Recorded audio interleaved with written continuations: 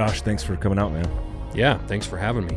I know, so you're in town for TAC, for Total Archer Challenge. Yep. What is you guys' how long you been doing the TAC thing for the events, actually setting up a booth? You know, we did it last year. We did Park City, and last year they had one at Snowbird. They don't this year, and Big Sky, Montana. So kind of doing the same thing this year, just these ones out west here. With how fast stuff of ours has kind of been moving, we haven't had much for stock available, so it hasn't made sense to try to get all over the country yet till we catch up.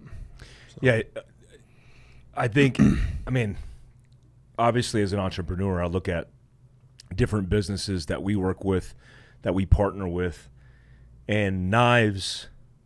The first time that we ever got deleted off Facebook was because of a knife. You know, it was a Colonel Blade from, at the time, BCM was working with Colonel Blades, and we had a relationship with Bravo Company Manufacturing, and then we put, I don't even think we were selling the knives, but we just put up like, hey, these are going to be back in stock soon. It wasn't like, hey, click the link, buy this now. Yeah. And Facebook deleted, well, they restricted all ads and basically suppressed, overtly telling us that we can't do anything with knives. Yeah. We can't buy a Facebook ad. We can't boost an Instagram post. It's actually pretty incredible how much we've grown in 2 years with zero ad spend. Yeah. Like we've kind of had to hack the system, and it's actually been an interesting kind of time with the marketing stuff, but honestly, we try to use it kind of to our advantage too, and kind of point out the hypocrisy and a bunch of that stuff with the social media. And it's crazy what they'll allow, what you can find on the internet. Oh yeah, and what they don't allow. How did you get in the knife space from the very beginning? Like, how did that start for you? I grew up in Lincoln, Montana. It's a small logging town.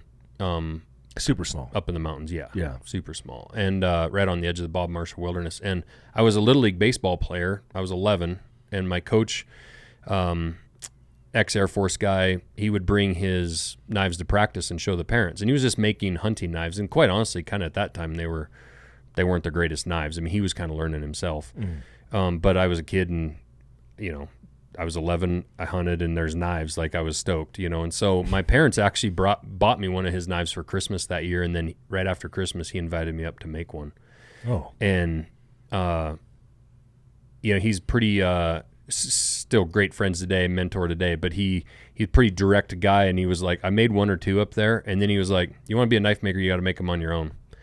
And so I had a lawn mowing business, and my parents also owned an excavation business, and so I took the money I was making from that stuff, and I started buying knife equipment and putting it in my dad's shop. And pretty quickly, he kicked me out of his shop because I was making a mess, grinding dust. And he's like, we got to have a shop for you. So we enclosed this a little lean-to, uninsulated little 10 by 10 lean-to area room, and eventually had to add on to the lean-to when I started buying too much equipment through high school. But yeah, I was a kid, and he was great. He hauled me around to knife shows. My parents didn't make knives or do any of that, or hunt. But he was a great mentor and hauled me around all over. I turned 13 at the Eugene, Oregon knife show, and went to the Blade show in Atlanta, and every year in New York City and Paris. And yeah, it was pretty cool. I became the youngest journeyman knife maker in the world when I was 15. Wow. And the youngest master bladesmith in the world when I was 19. Wow. So I kind of, and I say that not to brag, but more to the point is like I went at it pretty hard. From the very beginning. Yeah, I made knives before school, after school. And honestly, I look back on it a lot of times. I got frustrated, wanted to quit at times because I was trying to get approval from all these older guys. At that time, I thought they were old. They were probably 30. But man, I could just never get like, hey, good job, that one's great. Yeah. It was always like, it's all right, but you could do this better and that better, and I just kept going, and I was probably about 30 by the time I got to like, hey, that's a nice damn knife. Is that something that you think you figured out, and then so it actually was? Or do you think you had already probably met that objective, but nobody was just giving you the credit for it? No, it's interesting because I got really lucky that I got involved with the guys that I did, because I could have gotten involved with just, lean-to shop knife maker hobby guys that didn't take it serious. But as it turns out, I just happened to get involved with guys who were about to take off on a rocket ship themselves of learning and becoming nationally recognized knife makers themselves 10, 15 years later. And I was like kind of on their coattails on the way up. And we were all learning, and I was just kind of a step behind them all the time. But, so the bar kept moving. Like I'd meet the bar, but then all of a sudden the damn bar wasn't there anymore. And so I kept chasing that. I was chasing them, and frankly, they were chasing guys who were 50 and 60 years old that were teaching them, mentors they were looking up to. And it's interesting back then, that was the 90s. There was no internet. There was no YouTube. If you wanted to make knives, you had to go to somebody's shop. And you had a lot of trial and error too. Like you couldn't just get on YouTube and find the answer. Like, I wonder about this. You start trying it. I traveled when I was 15. I flew standby across the country to go spend a week with a knife maker. His name was George Heron, since passed away. But I spent a week in his shop on the other side of the country. No cell phone. My parents put me on a plane with a standby ticket. It took me 2 days to get there. Made knives for a week. Flew home, called them once or twice, while I was there. But like you look at now with how connected we are. Yeah. I'd go up to Rick's shop and make knives up there for a whole day, and they didn't know what was going on really. But I mean, I had great parents. They were supportive, but I was a good kid. I mean, I don't think Rick was no bullshit. So yeah, he wasn't going to have a peckerhead in his shop. Yeah.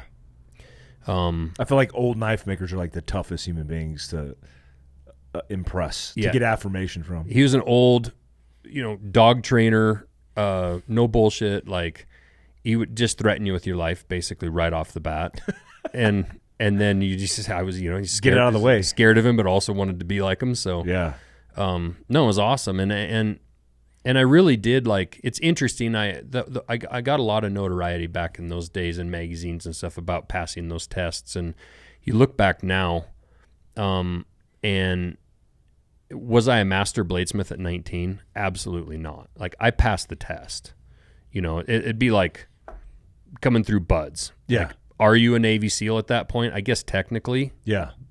But dudes that have been in 15 years probably don't think so. Yeah. Right. They don't have the experience, the context. Yeah. And I really feel like when you pass that test, that really means you're good enough at that point to really like absorb more knowledge and really start to expand what you're doing. And, if my knives would have never gotten any better from that day on, like nobody would know who I was today, so it's an evolving thing, but, I kept going. I mean, I kept chasing those guys and wanted to be nationally recognized. It's a little different than what I'm doing today. I mean, for 20 years, I chased being like one of the best custom makers in the world, and my knives were super high end. I mean, $5,000-$10,000 knives, $30,000 sword, like, and I say that to say it's like they were collectibles. Yeah.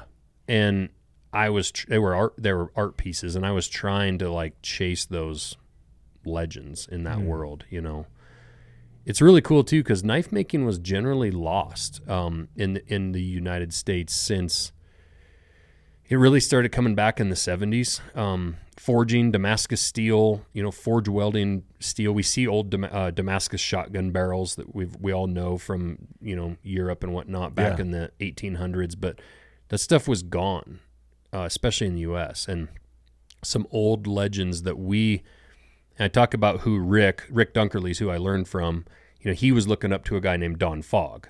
Well, Don was one of about literally 5 guys, maybe 7, in the country in the 70s trying to learn this shit, but there was no resources. Yeah.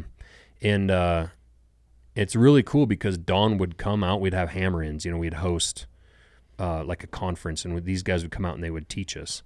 And looking back on it, it's actually exactly why I started my podcast. I didn't really care necessarily about building a big podcast, but I wanted to record Don Fogg's voice for knife makers down the road, because people on the internet, now it's all about internet and social media, and people don't know who those legends are. And people need to know, especially knife makers who want to be serious about their craft should know who Don Fogg is and Steve Schwarzer and Daryl Meyer, you know. But if you look on Instagram, you're not going to find them. Yeah. Well, that's what I noticed about you is what's seemingly different, which is probably associated with how you kind of came up in this space, is you do interface. You do face-to-face engagements. You get out there, you meet people, you set up the tent. Your business is super successful, yet you're still continuing to get out there, shake hands, and build relationships. And I don't think a lot of people who are trying to start, build, or sustain businesses have that mindset. Mm-hmm. And I mean, it's part of our thing at Fieldcraft. It's like constantly, there is no time you check out. Right. That's just part of it. Like if you want to build relationships and build trust with the customer, and that needs to be long-term, you have to be willing to get out there. And you did that obviously at an early age. Yeah, you had to back then, because if you wanted to sell something, I mean, you might be able to go to a local gun show or a local flea market or art in the park or something like that. But if you wanted to be on the national scale, you had to travel and you had to go to big shows, you know. Same with guns. There were big national gun shows back then. And I miss those days of those gun shows. Yeah. They're so cool. And I remember getting letters from customers that read about me in Blade magazine, and letters from customers in Europe. And we'd go back and forth about an order for a year. Like, well, I mail him a letter back, and then 3 months later, I get another letter back, you know. Like, no, I don't like the design on that handle. Yeah. How about this? And then 3 months later, yep, that looks good, you know. Crazy. But you had to face-to-face. You had to go to a show, you know, and I was his age. My boy Hank is just kind of sitting in the corner here, but I was, you know, he's 14. I was sitting there at a, you know, Atlanta Blade Show, 14, behind a table, and if you just sit there like a bump on the log, you're not going to sell anything. So, you know, you had to do the face-to-face stuff and shake people's hand. And that's also how I got so good so fast. It wasn't because I was some savant. It was, I would go ask these legends, like, how'd you do that?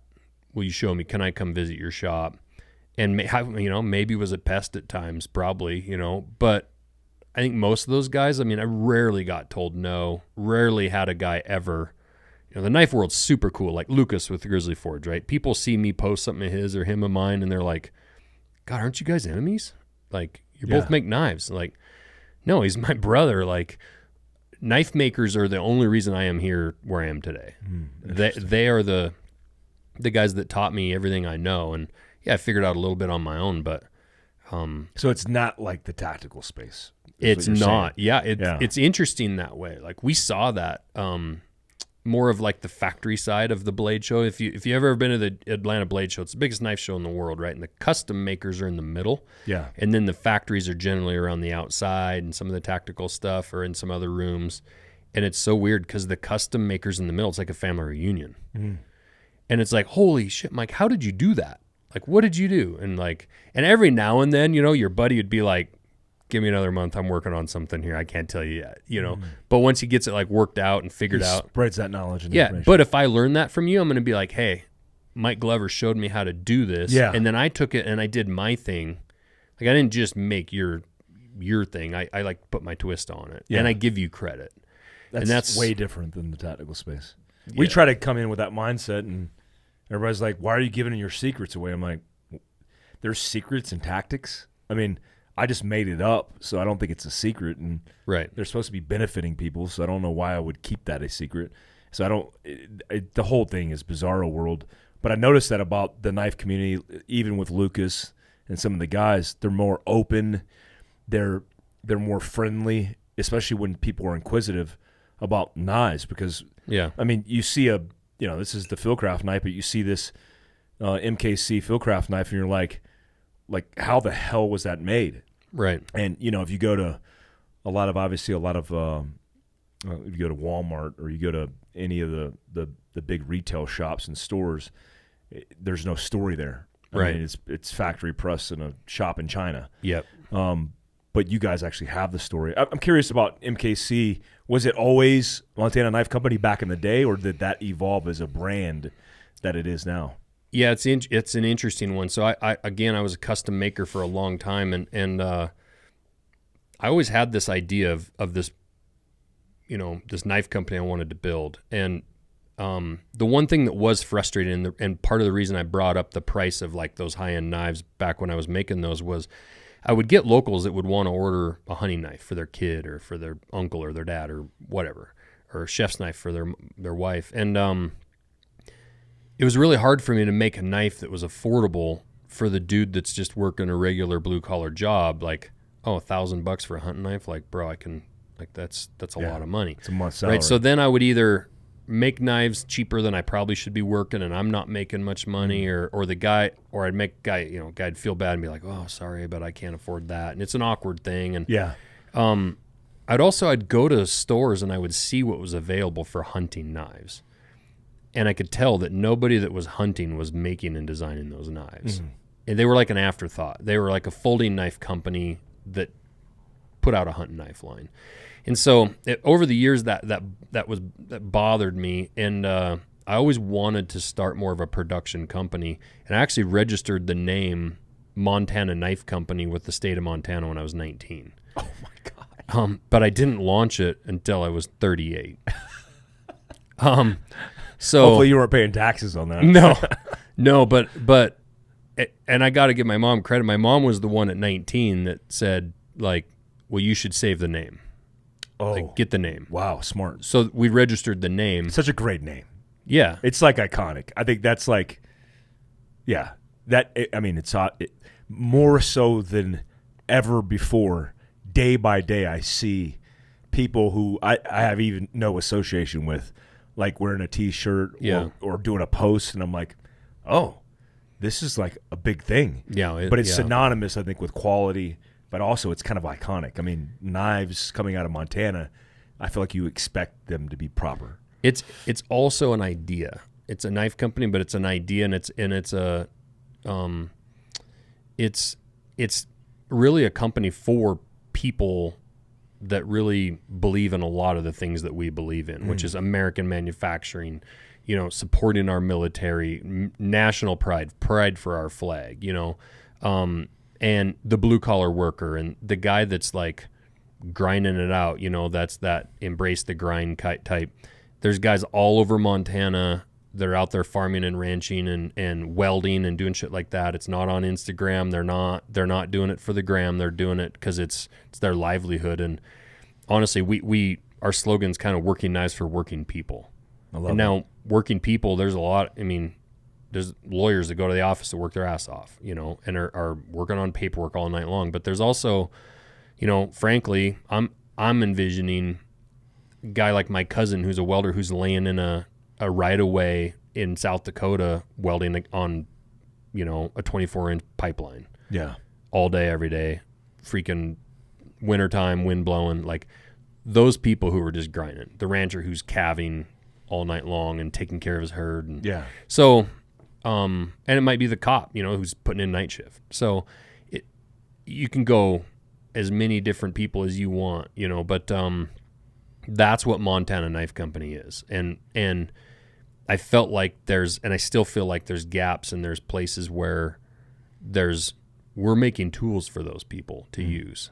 And our knives aren't for everybody. Our knives are made to use and abuse. We say use, abuse, and pass down. The one thing with that is one thing that was really bothering me in the last 10 years, we've seen a big rise of the replaceable blade, the throwaway knife.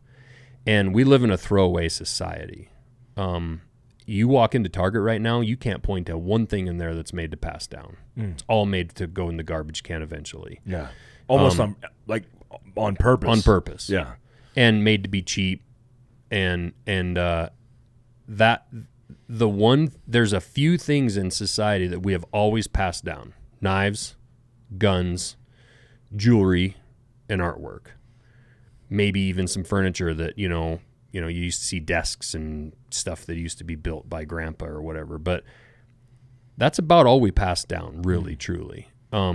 And I don't know how many people came in my shop in the last 25 years and asked me to sharpen. And again, we're not talking high-end customs. It might be an old buck knife or an old case knife or, an old timer. And it's like, hey, this was my grandpa's. He carried this every day that I ever knew when I was a kid, and 2 blades are broke off of it, but he sharpened this 1 blade and I just want to keep it, Or some guys are like, my grandpa had this and I want to use it. get it sharp for me, and I want to use it like he did.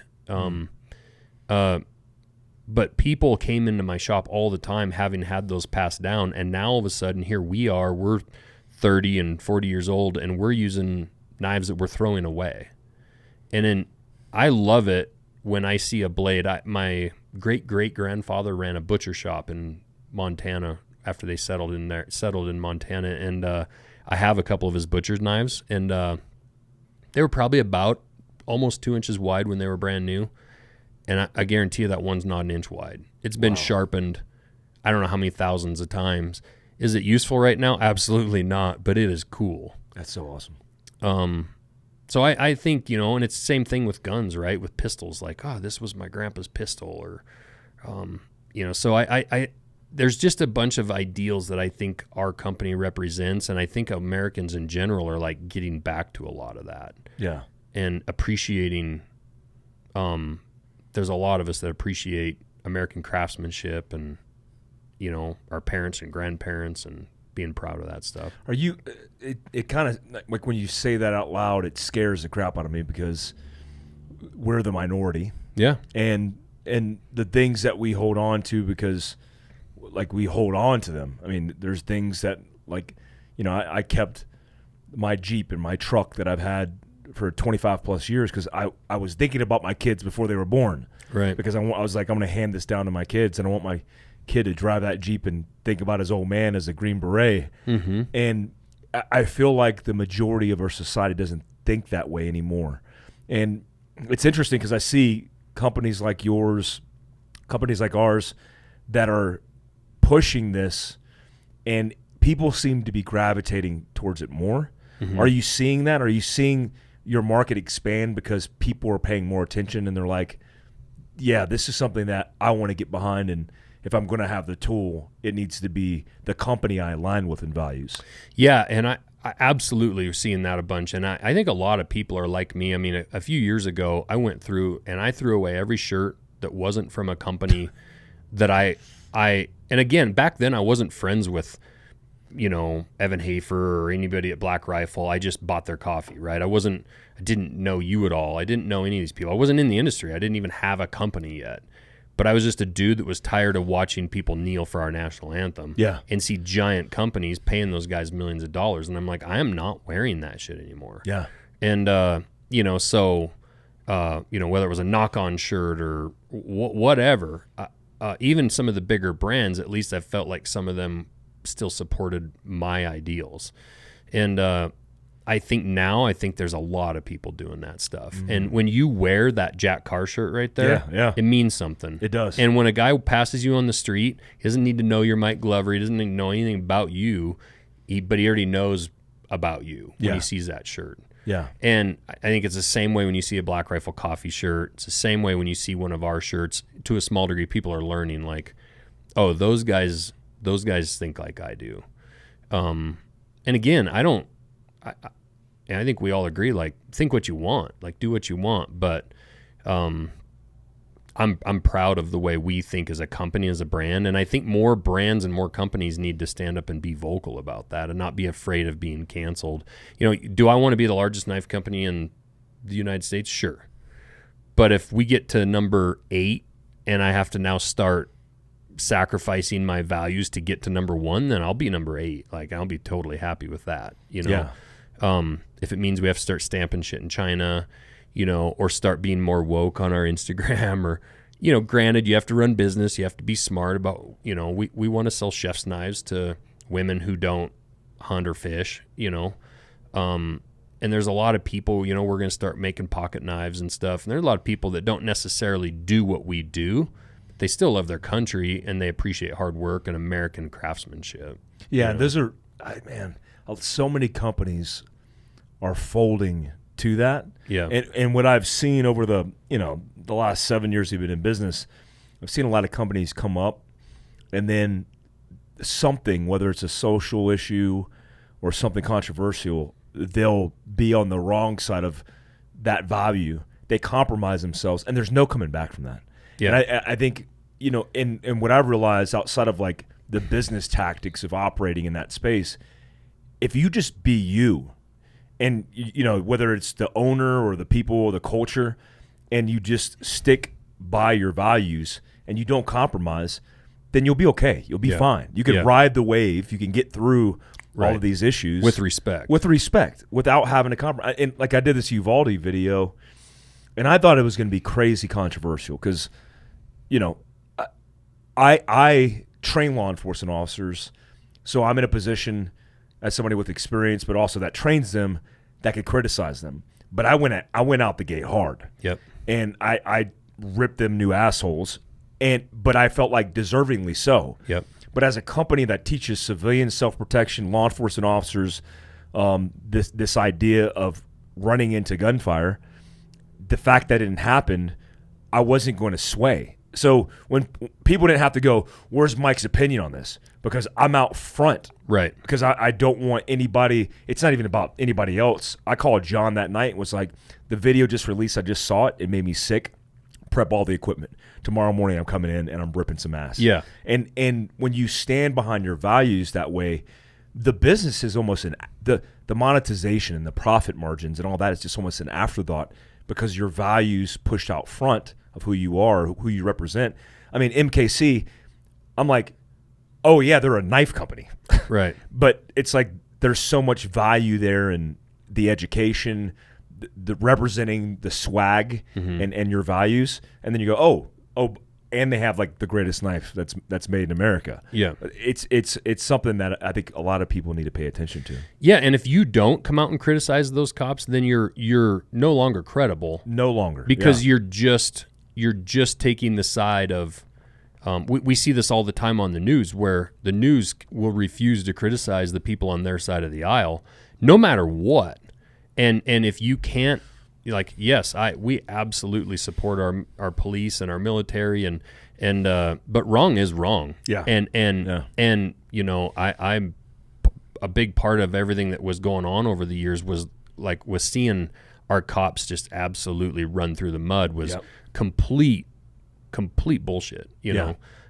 However, not every cop's good, and apparently there was a big hallway of spineless guys that day. Yeah. And you got to call a spade a spade. You have to. So and it's hard for me. You're in a different spot. Like, I'm not a veteran. I wasn't a cop. I don't have that expertise. So you're definitely better to criticize than I am. But also you tend to hope, you hope you're never in that situation, but you tend to hope, even if you weren't a veteran or a cop or have no training, that if that's the situation you find yourself in, you do something. Yeah, I mean, Elijah Dickin, that kid, that 22-year-old kid, shoots that dude 8 out of 10 times from 40 yards because he's like, I'm not going to let this dude murder more innocent people. Yeah, and you know the controversy was, I mean, it wasn't a controversy, but they said, oh, it took him several minutes to engage the shooter. It took him like 15 seconds. Yeah, the dude opened fire from leaving the bathroom and just came out mag dumping, killing 3 people. In that engagement, he shoots this dude 8 out of 10 times. Yeah, and because he had the willingness to step up, you know, standing for his values, and he wasn't going to let somebody be hurt or harmed. And it's why, like, you know, last weekend we got invited to go to Eberly Stock's event, their Out There event in the middle of nowhere in Idaho. And yeah, I was supposed to be there. The Sequence Precision guys were there, and the Hat Creek training guys were there, and it was an amazing experience. You know, I took my son who's 14 and was able to take him through that stuff, and to get training from dudes that have that much knowledge. And again, I hope my son's never in a situation to have to apply that stuff, but more people need to try to get their kids in a situation where if you're like me and you don't have the knowledge, go find it. And yeah, I was lucky for sure. People will be like, well, you just, you know, we're lucky to get invited to that. Well, yeah, but there's gun ranges all over the country. There's handgun courses all over the country. To be able to be in a situation where you're prepared, hell, Tier with Black Rifle, you know, showing everyone how to use a tourniquet. You know, just that alone. That was, you know, kind of getting off course there, but when we were at Sornex a couple years ago at Winter Strong, and they were teaching a tourniquet course, and it's like for $30 you might save your family's life by it. And so we come home, and now I've got your Fieldcraft kits on the back of every seat in our vehicle, because it's like, now that I've seen that, now that I know if my kid bled to death or my wife from a piece of glass in a car accident and I didn't spend the $50 to prepare, I wouldn't be able to live with myself. Yeah. So yeah, I outfitted, my kids' cars with that and my wife, and I don't know, this preparedness, it cuts across the board, and I don't know. I think with the knives, we're also in that we're being prepared. Going in the backcountry, that was another thing about the throwaway blade. Okay, well, you're going into the backcountry on an 8-day mule deer trip in the middle of nowhere in Colorado, and you're not taking a fixed blade knife. Yeah. You're taking a glorified razor blade. And granted, those knives have some use. I'm not going to argue. Like, clearly, they're handy. Pack one, that's fine. But you better have a fixed blade knife on you. That's like durable, reliable. Yeah. Has a good reputation. Yeah. Like the dude that had to cut his hand off because he was trapped under the rock. Have a knife on you and be prepared. That preparation thing, Let me ask you this, because I want to talk about this Fieldcraft blade, because it was an amazing kind of path and journey. We played the long game on it. It's been a while. It's been a year. Yeah. But I don't mind that. I like building relationships long term. But I want to ask you your personal opinion on knives, because you're the expert. What is your favorite knife in the world? Like, if you had to pick one knife that you had to pack out and your life depended on it, what is the nomenclature? What's the design? Is it your knife? Is it one of your guys' knives? If you had to pick one, what would it be? Well, I mean, that's a lot of pressure. And the way I'll answer this, and people might say, well, yeah, you made it to your company. But when I launched this company, I didn't have a lot of money to launch, right? I was also working a full-time job as a journeyman lineman, working on power lines. And my wife had been encouraging me to, like, you got to launch this, you got to do this, right? And so I didn't have enough money to just go in and launch 10 knives and come out of the box with this huge set, right? And so I'm like, I'm just going to make what I think is a perfect knife. And we're a hunting knife company. But I also knew a lot of people would just carry it every day. So our Blackfoot knife, and we call it that because I grew up in the Blackfoot River Valley, and you can carry that knife fishing, you can carry that knife deer hunting, elk, bear, moose, or out on the job logging as your everyday carry, or as a cop, or whatever. And we have people carrying that Blackfoot blade in all kinds of different scenarios. And it's actually very, very similar, kind of crazy similar to this Fieldcraft knife. Yeah. And I think that alone is the testament to it, because, Kevin Estella came up kind of with this design, but we based it off that Blackfoot. That Blackfoot was based on a hunting knife. This knife is based on an EDC kind of self-defense knife. Like a hybrid. That's still handy to use for opening boxes and doing whatever you need to do. But the reason that knife, it's about a 4-inch blade, actually a little bit less. If you know how to use a knife, you don't need a huge knife. Some people like a big knife, but you also have to carry it. And you're carrying that knife 99% of the time, and you're using it 1%. So out of the way, light, durable. And the one thing that people never talk about, and that's what's made my company, I think, different, is the customer almost always walks in my shop and says, I can't sharpen this knife. I don't know how to sharpen. I suck at sharpening. And then they hand me the knife, and I'm like, you never had a chance. You had a blade that's way too thick, wrong steel, wrong heat treat. You're trying to sharpen this diamond on this soft stone over here. It's not going to work. I want the whole idea of passing down a knife, that means they need to maintain it for their entire life. So you have to be able to resharpen your own blade. And you should be in the backcountry and be able to resharpen. This Fieldcraft knife and every Montana Knife Company knife we make and every knife you'll find on a store at a shelf, no matter what, will go dull. Eventually, it's going to go dull if you're using it. That's a fact of life. Can you resharpen it? And, a lot of companies go after knife sales with fancy, this is the new greatest steel on the market. This is the most, wear-resistant steel that's ever been made. And that might be true on a Catra test. It's called a Catra test where they measure wear resistance, right? But once the edge is gone, man, it's gone. Yeah. And unless you have a belt grinder, you're not getting it back. Wow. Well, to me, that doesn't do anybody any good when you're in the middle of the Frank Church wilderness. So We make our knives thin. And again, that has to do with edge geometry. If a blade is nice and thin, it passes through material better. It slices. If I try to slice you open with a thin knife or a thick knife, thin knife's going deeper. Passes through elk hair better and through hide, and it's lighter. But also when you're sharpening, you're removing metal from your edge. Well, if you have a big thick edge, that's more metal you got to remove. If it's thinner, a couple passes and it's back to sharp. So that trade-off though, and it's trade-offs in everything.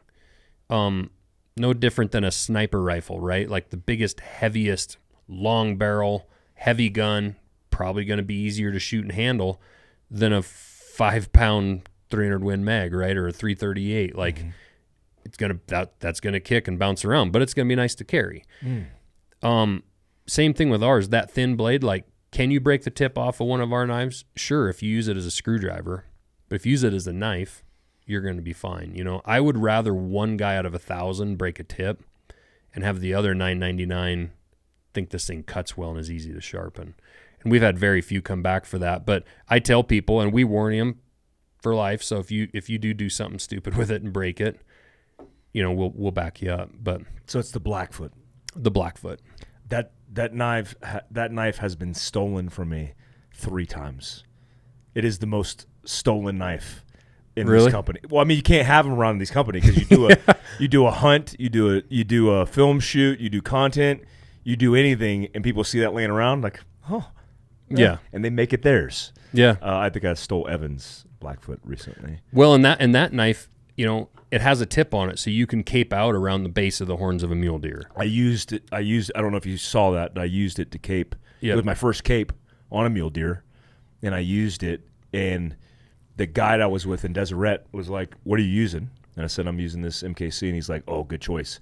He said, "That's gonna make our life easier," and caping is a challenge, especially when you're trying to maintain the cape, and it was without that knife. And I think, like you said, the geometry or the shape of it, I wouldn't have been as successful. I mean, I've never done a cape before, but I don't even think about that because I'm like, oh, this buck knife is going to work. Right. It wouldn't have worked in that situation with that setup.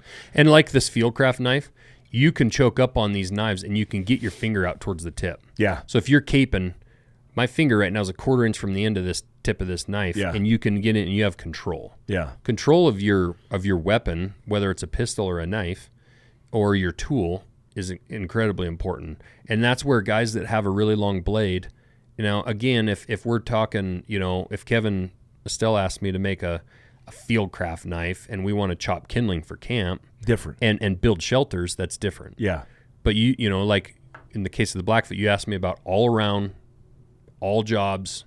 You know, we've done videos where we take that little Blackfoot knife and I take a hammer and I beat it through wood. Like, even though it's thin, it's freaking strong. Yeah. You know, same with this knife. Like, they're strong.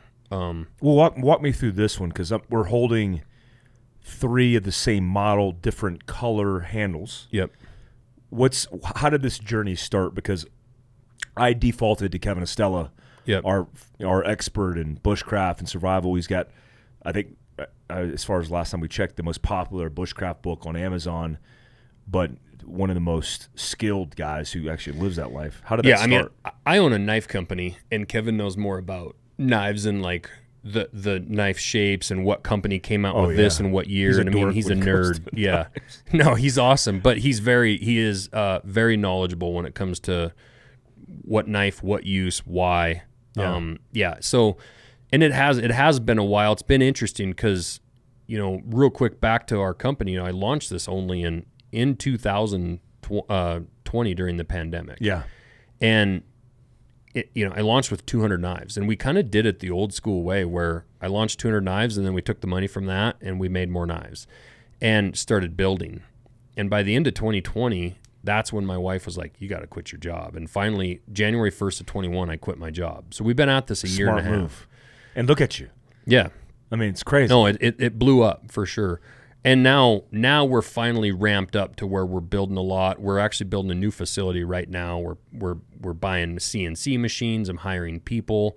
So as far as this taking time, it absolutely did, because we just, holy cow, it's just been like putting out fires and going like crazy. But with the design of this, Kevin wanted an EDC knife, less of a hunting knife and more of a knife that like a guy like him would just carry to work every single day. Yeah. Now, Kevin might also be out on the weekend fishing or camping, and he can still use this knife. But in general, he wanted something that somebody could carry to the office in some city somewhere, and have a self-defense knife. So this will be an inside the waistband knife. We're going to have a new sheath design that we haven't done before. Kevin wanted a knife that he could cap with his thumb. So on both sides of this blade, of this handle, you can turn this knife all the way around and have your thumb over the top. So if you need to get into some material and pull, you can. If you need to get into some material and push, you can do that. Or if you end up in a situation where you're hand to hand and you gotta let somebody have it, you've got that ability to do that. It's got good ergonomics. It's like feels proper. Like it's almost like it was designed intentionally around the shape of a man's hand, like a hand. Yeah, and I did a few iterations, and that's what's cool about my company is I hand make our prototypes first. Yeah. And I sent it to Kevin, and Kevin's like, I want to do this different and change this. And we went back and forth a little bit instead of just drawing knives on a computer. And I really think that's the difference between what I'm doing. When people pick up these knives, they feel like a custom knife, but it's a production knife. I mean, I'm not hand forging every one of these. Yeah.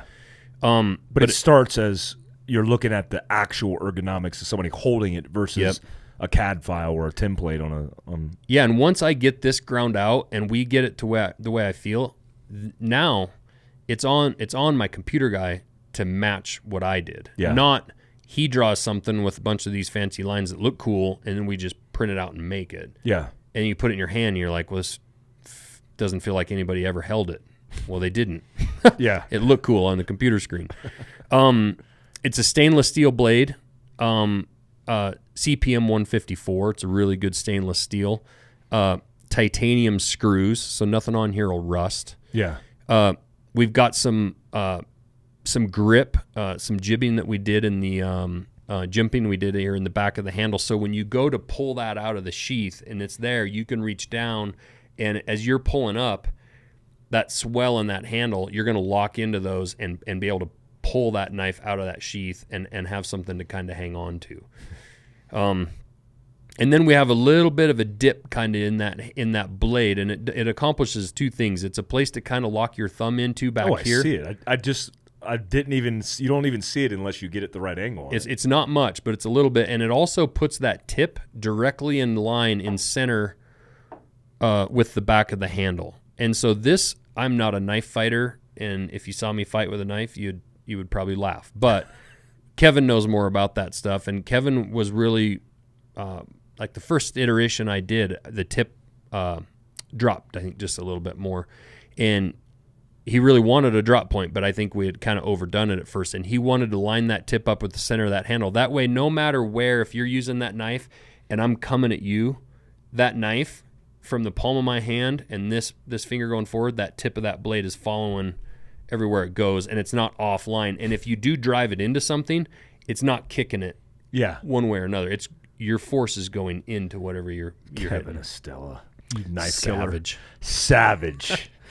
That's crazy. I never thought about that because it's like I don't know, it's a fulcrum. It's like it's like a center point, and it would pitch if it was off center. Mm-hmm.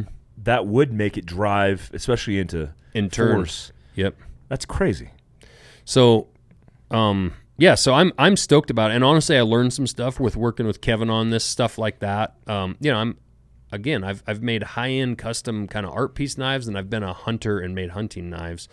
I'm not, I wasn't in the military or police or any of that. So in regards to going like hands-on, that's just not my expertise. So yeah.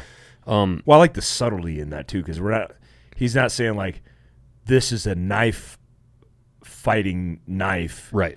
It's just got the capability to tool. do that. It's a tool. So it's designed for everything utility based, but if you had to use it for everyday carry, which is the statistical improbability, right, then you could do that. But man, that peace of mind, the last thing with that peace of mind of carrying this, Kevin and I talked about knife laws, and knife laws can be kind of goofy. A lot of laws say 4 inches or less.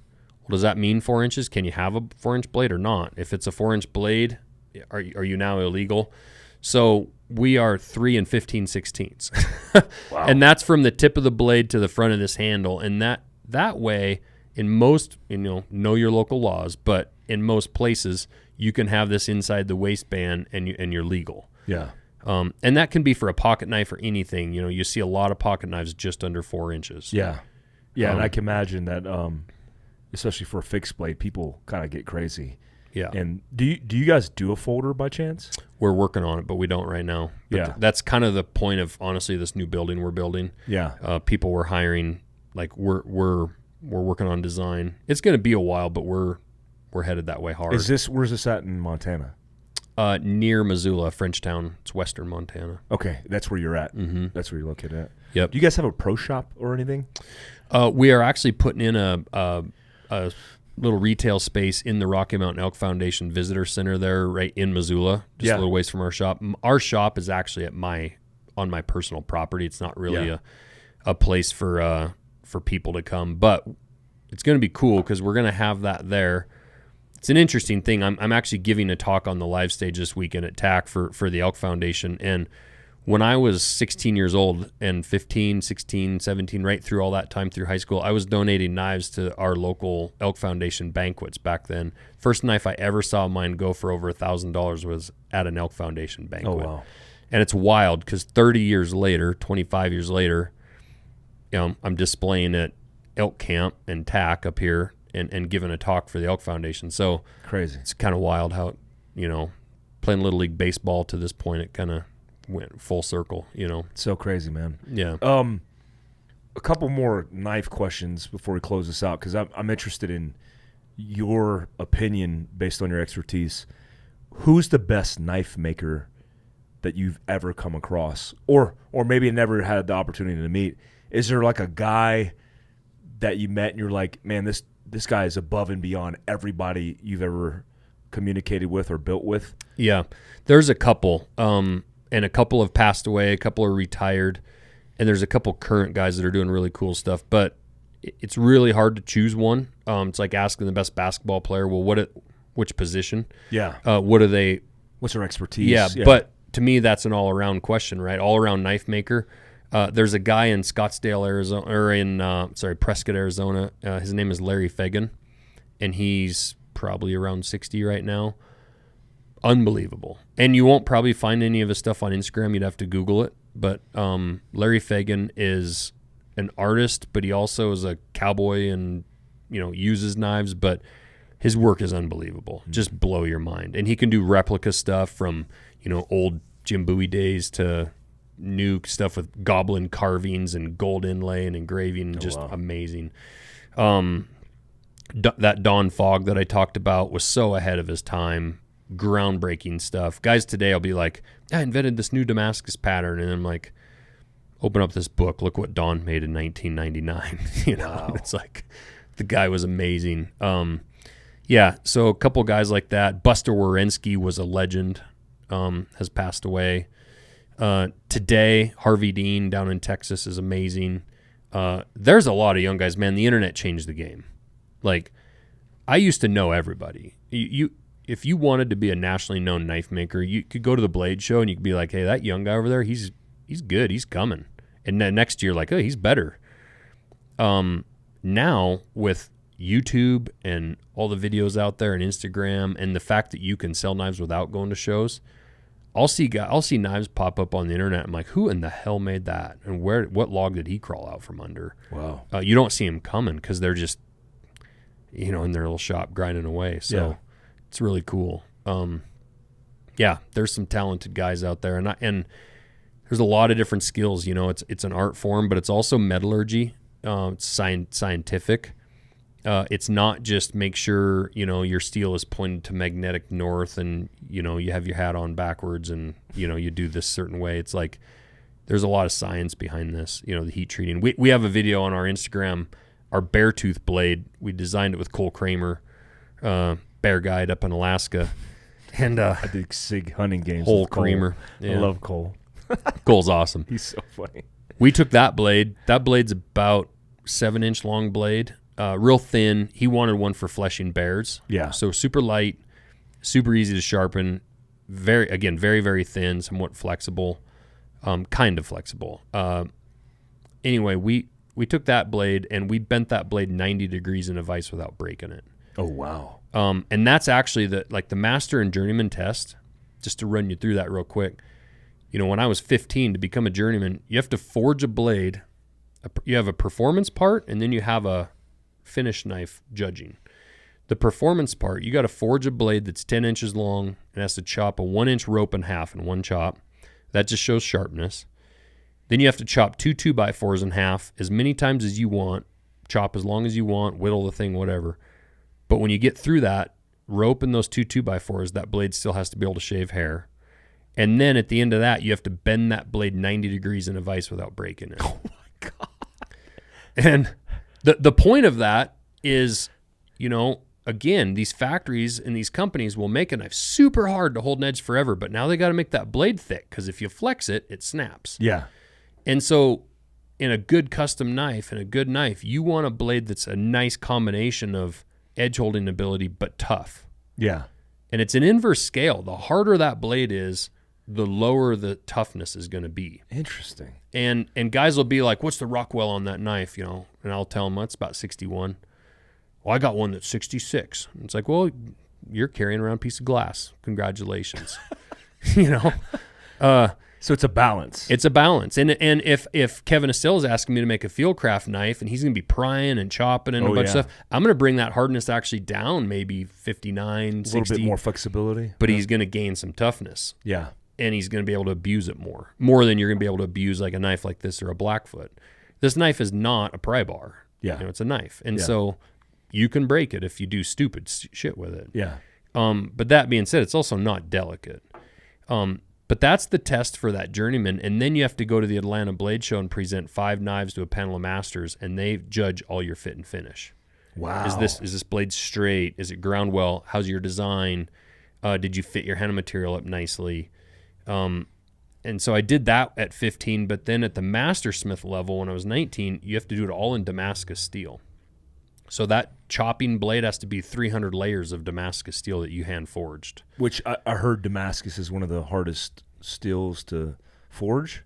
So it's a learned skill, but there is a lot of myth and a lot of legend. You know, the samurais, right? They used to believe the more times you fold the steel, the stronger it gets, right? Well, they were just going off of, well, hell, if I do it once, if I do it twice, it just gets stronger. As we know now, it's about metallurgy. It's like, what steel are you using? What are the alloys in it? As it turns out, if you actually forge it incorrectly, like too hot and too long, you can actually burn the life out of that steel, the carbon. So Damascus steel is layers of steel. And really a big reason they would have wanted to have done that is say you're in your shop and it's the 1800s and you need to make something, but you got these 2 little thin pieces, but I need something thicker. You take those 2 pieces and you forge them together. Now you have a thicker piece. It's bigger. And maybe I need to make plowshares or I need to make whatever. It was a very useful way to utilize material. Same way with forging a blade. People think that, you know, back when I started in the 90s, there was a big debate about like, are forged blades better because you forge them? As we learned, it's how you heat treat that steel and what steel are you using. Did you even start with the right steel? Forging is a fantastic way to utilize material. Yeah. So if I have a bar that's 1 inch wide and 1/4 inch thick, but I want a blade that's 1.5 inches wide and got a curve like a kukri, well, I can forge that. If I try to grind that out, I'm going to need to buy a piece of steel that's that wide. Yeah. And cut it all out and throw all that steel away. That same piece of steel, I can forge out 5 knives and utilize my material. And back in the 1900s, utilizing material, like you're not going to throw away steel. Yeah. Hell, you ship that stuff up the Mississippi. Yeah. You know, you're not going to throw it away. So, a little bit more efficient. Yes. Yeah. Yep. What's the future? What's next for MKC? What do you have on the table that's coming out next? Is there some things that you guys are doing? I know you're doing the folding blades at the new facility. What's some up and coming stuff? Yep. Culinary chef's knives. Cool. Yeah. We're about to launch those. the hunting world is actually small. Everybody cooks. And there again, I think we've got some really cool stuff coming in that culinary world. And again, I'm a guy that's going to admit when I don't know something. I'm not a know-it-all. I'm not the best knife maker on the planet. But I know a lot of the best knife makers on the planet. And so when it came to culinary, I could build you a chef's knife and you'd probably think it's fine. But if I handed that chef's knife to a professional chef, he's going to be like, what are you doing here? Interesting. So it's about balance, right? Yeah. And angles. We talked about this knife and stabbing into something. Well, it's the same thing if you're using that knife in the kitchen. A guy that's using one for 30 straight years is going to know what he likes and doesn't like. And so we brought in Mareko Malmasi. He's a famous chef's knife maker that's amazing to help just design those. Wow. When I launch into different areas in the knife world, I want to bring people with me and into my company. Like, I want people to look at MKC and be like, man, he has a stable of badass dudes. Yeah. Same thing. We're going to start launching into the tactical stuff, the self-defense. I'm not going to be designing those and telling you what I think. I'm going to be asking Green Berets and SEALs and Marines and cops. And it's been interesting. I've asked guys like you. I asked 10 guys, I get 10 answers. Yeah. One guy wants something super light, out of my way, just on my kit, but I want to know it's there and just for backup. And, or cut a piece of paracord. And then the next guy's like, I want to pry the lug nuts off my Humvee.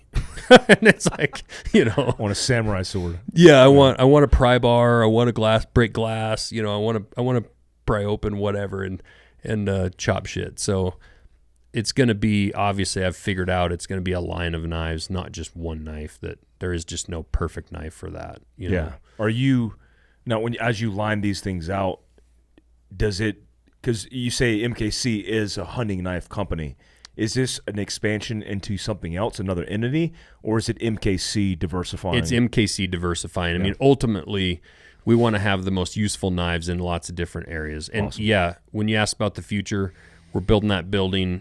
We're hiring people right now to help us launch into the folding knife category. But it might be a year. I've had my chef's knives damn near done since January. Yeah. But we've been working on getting some little things right. I just won't launch something that I don't think's right. Yeah. And I've been driving some customers crazy and some people because they want them, but ours are unique. We're going to have not a full sheath, but more of a slip along the edge that buckles on. So if you're going to hunt with Cole Kramer, we can actually toss a chef's knife in the duffel, throw it on the plane, and have like a chef's knife at hunting camp. Or more probably likely in his case, he can have a chef's knife. And when you guys are eating backstraps at night, he can be cutting those up with a Montana Knife Company chef's knife in camp. Ooh. And the hunters are like, this guy's right uptown. That's dope. Are you going to do a chef knife set? Or is it just individual? I mean, I assume you do individual knives, but the set will have all of them. Yeah, we're going to launch individually at first, just getting going here, and then we will start offering a set. Yep, and we've got even like a magnetic holder instead of a block. I'm not a fan of blocks they take up counter space. Yeah, blocks are weird. And nothing looks cooler than if this knife's just hanging right there on the wall. Yeah, you just reach up, grab it, cut your stuff. The magnet idea is I love that. That's badass. So we've got that. We already have cutting boards on our site. Yeah. You got to do the leather roll-up thing, too. Yeah. That's the best way to pack them out. Yes. Like mobility or overlanding. Yep. I can't wait. The leather or canvas little roll-up. No, it's cool. We're super excited. We're coming out with more gear, more clothing. We're wanting to start working with other companies on the gear side of it. Yeah. Are you guys talking to us at all about that? We are. Oh, yeah. Oh, yeah. Cool. So exciting. Yeah, I mean, we have a lot of people cut themselves. Yeah. So there's the whole medical side of that. 100%. And honestly, before I met guys like people in your company or guys like Tier, one of my employees is a just retired corpsman. Yeah. You start talking about guys like that, and you start realizing, like, man, I've hunted on the edge for a long time with nothing in my pack, and now I'm hunting with my kids. Well, he's got a big ass scar on the top of his hand over there from me cutting him. Ooh, that's a gnarly one. That's from Dad? Yeah. Ooh. So that was in the middle of nowhere. somewhat near Jordan, Montana, no cell phone service. Yeah. We got the deer, backed him to the truck, and then I'm like, oh, we got to get rid of the ends of these legs. Like, why take hooves home, right? So go around the joint on the first one, no problem. Cut it, just hit it perfect, comes right off. Go around the next one, I just miss it. We're kind of fighting it, and how you're struggling, you're twisting it, and he's holding on to the leg, and as the slow motion, as I'm doing it, that knife goes through and just goes right atop the cross of his hand, and he like jumps back and his eyes get big, and I'm like, oh, and I knew I got him, and it like opens it up, and I'm like, yep, gotta go. Well, now we're no cell phone service. We're probably 40 miles from Jordan. It's dark. It's now getting dark, which that doesn't matter, but we're at the truck. But so I have to drive. I drive to the nearest farmhouse that I see has a light on. Oh, wow. Because I wasn't sure if Jordan had a doctor that was open at night. Yeah. It's a small town. Yeah, yeah. And I thought we might have to go to Lewistown, which is like 3 hours away. Yeah. Super nice people knocked on their door, and they said, like, yeah, we got a good doctor. We'll call him, and he'll be waiting for you, and you get there. And, oh, wow. It wasn't a life-threatening deal, but I thought there was definitely a chance that we got into the tendon. He did a bunch of testing and said, he's good, stitched him up. But it was a great example. Like, that could have been absolutely. Somebody told this weekend at Eberlestock, they told a story about how, I think it was their grandpa, died. The guy was gutting out a deer, cutting towards himself, and jabbed himself in the femoral. Oh, my gosh. And done. Found him at the deer right at the gut pile. Oh, my gosh. Dead. So, tourniquet, stuff to fix a wound. Like, we want to have some of that on our site. I don't want to carry full-on huge medical packs and stuff. I just need something that... Some assurances for responsible knife owning. It's like gun ownership. It's like selling a gun without the understanding of like what you do with the gun, which is what we're doing with SIG. Is like we're the education arm for SIG because that's just the responsible thing to do. I think that's awesome because I mean, saying you're the best knife means it's potentially, I mean, the sharpest, the most capable.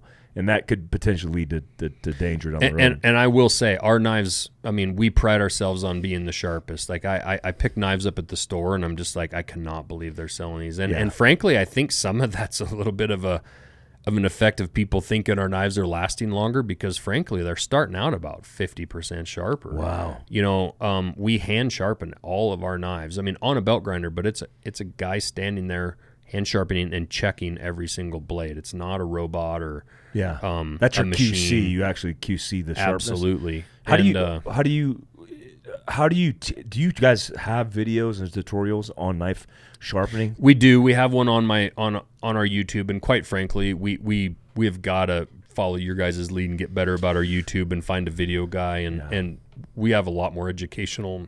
We actually want to do a bunch of content with Andy, our employee, who's a corpsman. About taking that medical kit, people who aren't seeing all your stuff that maybe are seeing ours of like, hey, you should be carrying this in your pack, and then here's how to use it. We should do some of that. I'll get with the media guys because we'll be up around your way this hunting season anyway. It'd be cool to do some kind of cross content where, especially because I'm personally interested in your tactics for knife sharpening. I've gone through Kevin Estella's block of instruction for us as a company, but I always... That's the one thing I got 50 knives on the shelf, but don't know how to reliably sharpen all of them. And it's interesting because now that I understand what you're saying about the balance of things, I have knives that are almost impossible to sharpen. And I go, dude, I suck at sharpening a knife. Not even considering it's potentially the metal and the geometry and shape of everything that's on that edge. Right.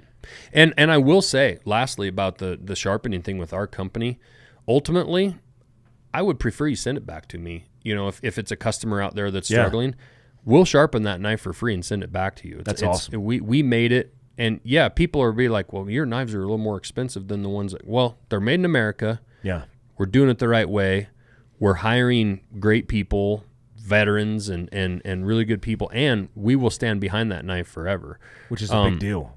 So send that knife back to us, and we'll sharpen it, we'll check it out, send it back. And I will say that too about, I've seen this a lot, especially with Black Rifle Coffee.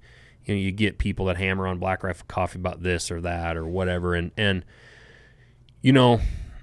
I really took the lead a lot of that from Evan with our company. We're only 2 years old this week. Yeah. And, we're getting into the, multi-millions of dollars of revenue as far as like the size of our company, but we're still like spending all that money to grow. Like we're not pocketing much money. Yeah. And frankly, we're doubling down in a very nerve-wracking economy at this moment. Yeah. And honestly, I was the guy in 2008, 9, 10. I listened to too much of the news and kind of held back on chasing my dreams. And this time in COVID, I was like, screw that. I'm going. I'm going. And I just largely ignored it. But in regards to giving back, like last year, in our first year as a full-time knife company, in August, we flew in 20 vets and taught them how to forge for a weekend, paid their way.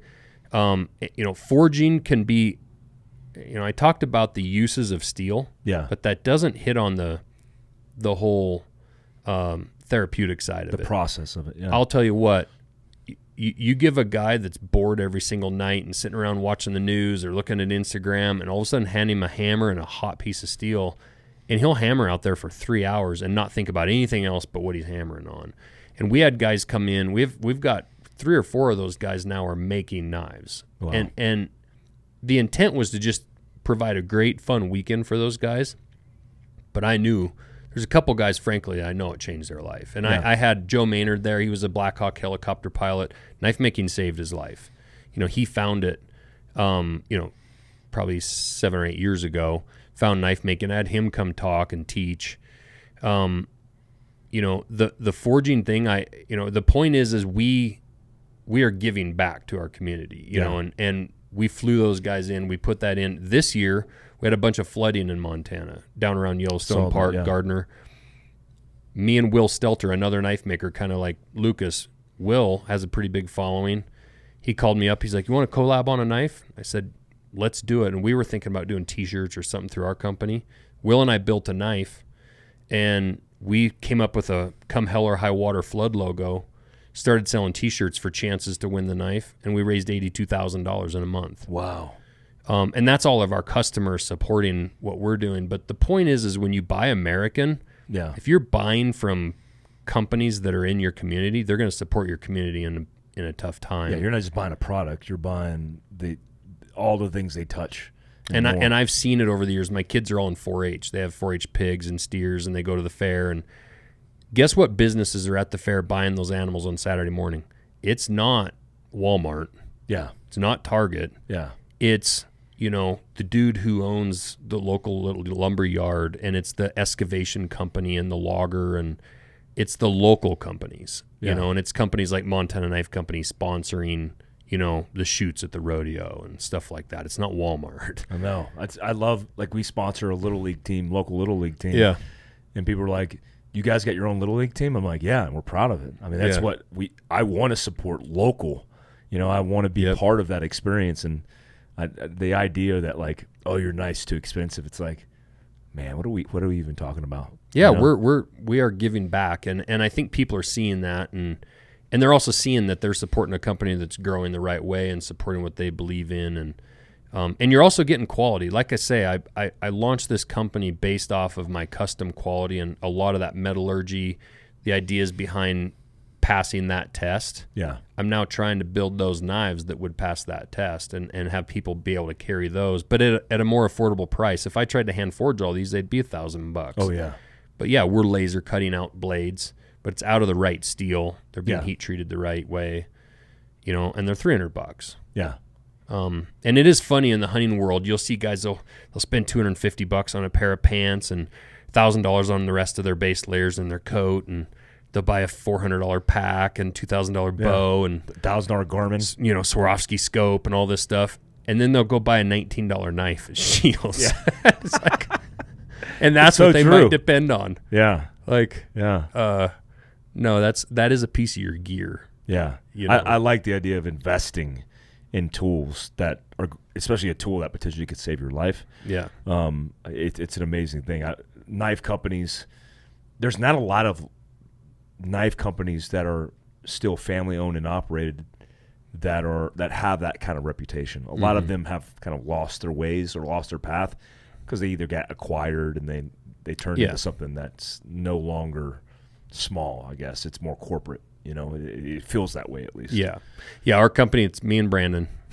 That's awesome. Brandon's my business partner. We've got great employees obviously and stuff, but it's it's not and I want this company to be generational. Yeah. You think your boys are going to get into it, or possibly, or my girls? We'll see. They already help now. I mean, there's Instagram videos of my 12-year-old girl writing on all the boxes, labeling what the colors are, the knives are packaging. They all help package bead blast blades that he's bead blasted. But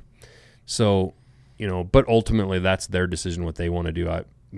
I'm not going to push for it, but it'd be cool. It's only the coolest knife company in the country. I mean, you got to respect that. Seeing Cam Haynes, he's like working on it. Knife company. I want to go see that Black Rifle Coffee and that Fieldcraft Survival. MKC's cool, man. You're up and coming. What's the all you guys' stuff? Where can people find all your stuff? Yeah, at Montana Knife Company with Instagram. Yeah. And same on Facebook, and then just montanaknifecompany.com. Yeah. So check us out, and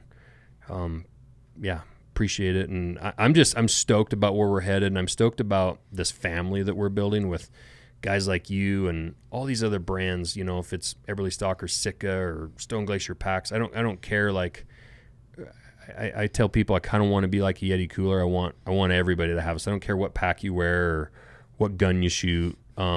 We want to work with a lot of different brands, but I'm most interested in good people. Yeah.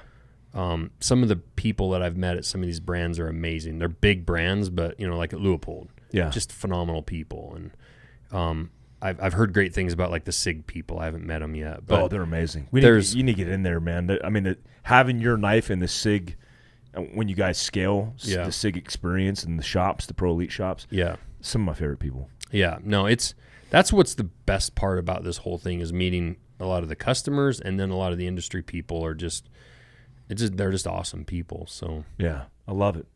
Well, Josh, I appreciate you coming on the podcast. I know you gotta set up that tent, man. Set up. Yeah. So you'll be at TAC now. What's the next event where people can come see you? Yeah, Big Sky. I'm not sure when this will come out, but Big Sky is next weekend. I don't even know my dates. I'm kind of getting lost. It's into July here. Oh, I don't even know. 28th or something, or 29th, whatever. It's that last weekend in July. Yeah, and then really after that, we're kind of rolling hard and heavy towards hunting season. Yeah, and we're going to be hunting and getting knives out. We don't do a lot of shows. I went to SHOT Show this last year and just kind of hung out. But yeah, definitely the social media channels. We're pretty active and engaged with people, so look us up. And as we grow, like for sure, we want to have an events team and go do stuff. But man, it's like one step at a time. Yeah, we're doing SIG Freedom Days, October 14th. But you should do something inside of our booth. Like Where's that at? It's in New Hampshire at the SIG Experience. But the last SIG Freedom Days, there's another one in May, which is in Phoenix, Arizona, north, which is Anthem, I believe, at Ben Avery's, the shooting range there. Okay. But it's super positive experience, like cool, lots of people that are your customer. Yeah. But it'd be cool if that'd be rad. Up and running, but we'll figure that out. Cool, man. I appreciate you. No, thank you. Appreciate it. This will come out, guys, in a few weeks when you're watching this. This is for Mike Force Podcast and the Fieldcraft Survival Podcast, but expect to see this dropping soon. I think we'll do the first run out on Fieldcraft Survival stuff, and then the second run on Montana Knife Company stuff. Yeah, we want to get that out to your guys' followers first. This is really your guys' knife, and give the Fieldcraft people the first crack at it. So. Yeah, it can be awesome. Thanks, guys. We'll see you.